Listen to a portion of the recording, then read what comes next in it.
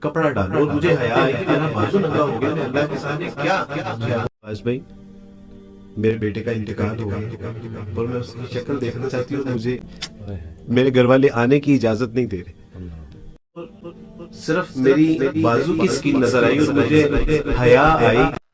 ایک بچی نے مجھے کہا کہ عبدالباز بھائی میں نے اپنے عبائے کے بازو میں الاسٹک پہننا شروع کر دیا. اچھا. تو میں نے کہا جی وہ کیوں؟ انہوں نے کہا کہ عبدالباز بھائی میں ایک بار سفر کر رہی تھی اور میں نے بازو اوپر کیا اور وہ عبایا نیچے آیا اور صرف میری بازو کی سکین نظر آئی اور مجھے حیا آئی کہ میرے اللہ نے تو مجھے کہا ہے کہ تم اپنے جسموں کو چھپا کے رکھو، نہیں اس کے اوپر کپڑا ڈالو. اور مجھے حیا آئی کہ میرا بازو ننگا ہو گیا، میں اللہ کے سامنے کیا جو ہے وہ جواب دوں گی، یا پتہ نہیں یہ حشر والے دن اس کو دوزخ میں جل.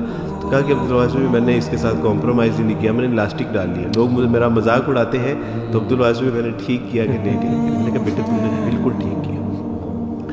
یعنی ایک خنسا، ایک بچی جس نے اسلام قبول کیا اور اسلام قبول کرنے کے بعد اس کو اپنے 3 بچے اور ایک شوہر چھوڑنا پڑا.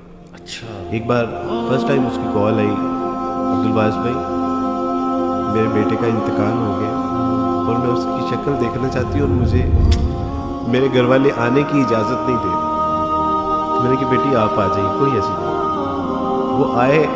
اس اللہ کی بندے نے اپنے مرے ہوئے بیٹے کی جو شکل تھی وہ سڑک کے اوپر دیکھی. انہوں نے کہا کہ نہ گھر آنے دیں گے نہ قبرستان میں جانے دیں گے. سڑک کے اوپر. اور ہمارے ساتھ 2 جو ہے وہ پولیس موبائل تھیں اور ان کی کسٹڈی میں یہ کہ فساد نہ ہو.